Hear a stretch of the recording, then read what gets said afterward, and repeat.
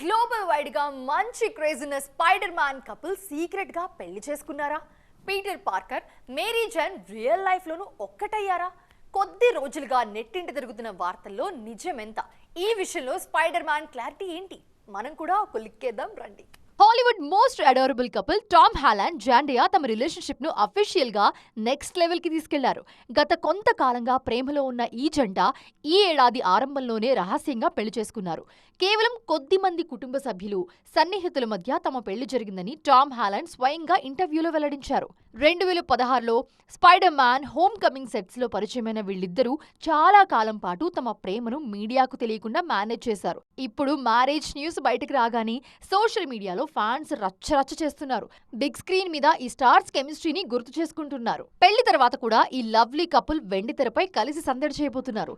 త్వరలో రిలీజ్ కానున్న spider man brand new డేలో వీళ్ళిద్దరూ మరోసారి స్క్రీన్ షేర్ చేసుకోనున్నారు.